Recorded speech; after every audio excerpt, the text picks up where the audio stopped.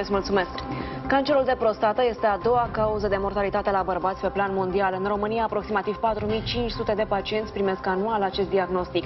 Pentru ca boala să poată fi tratată, este important să fie depistată într-un stadiu incipient. Dezvoltăm subiectul împreună cu invitatul meu de astăzi, domnul dr. Sorin Pătrășcoiu, medic primar urologie. Bună dimineața, bine ați venit! Bună dimineața, bine v-am găsit! Ce investigații sunt necesare pentru a pune un diagnostic corect?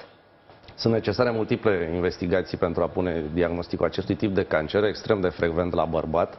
Vorbim despre cancerul numărul 1 în populația masculină. În principiu, investigația de bază este una clinică, se bazează pe examenul tușeu rectal și o analiză de sânge care dozează o proteină secretată de celule epiteliale prostatice, celebrul test PSA, Prostatic Specific Antigen. Acest lucru începând în populația masculină, în jurul vârstei de 40 de ani. Cât de important este ca bărbații să ajungă în timp la medic? Este foarte important ca bărbații să ajungă în timp la medic, deoarece tratamentul diferă în funcție de stadiu și, evident, soluția terapeutică este diferită.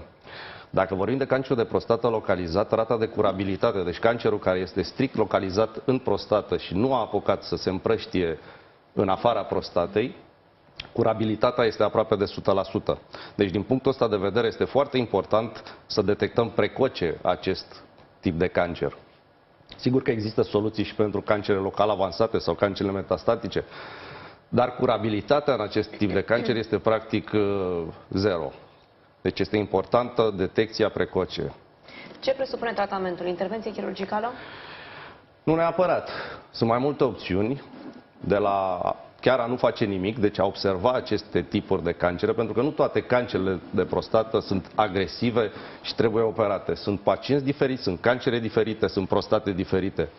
Deci monitorizarea activă în anumite situații este o opțiune terapeutică foarte bună.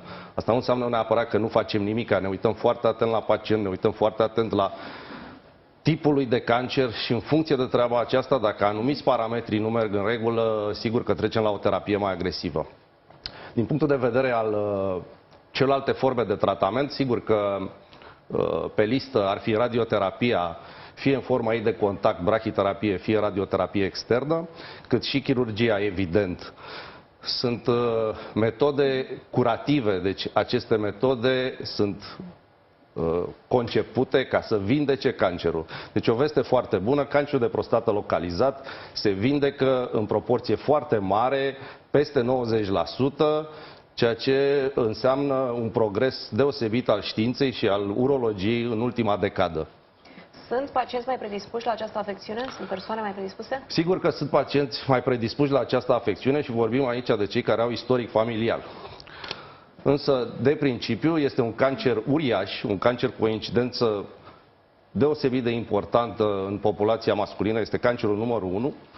Și atunci, de principiu, toți pacienții trebuie screenați, pentru că orice bărbat are o șansă semnificativă, în jur de 16%, să facă acest tip de cancer, să fie diagnosticat cu acest tip de cancer în timpul vieții.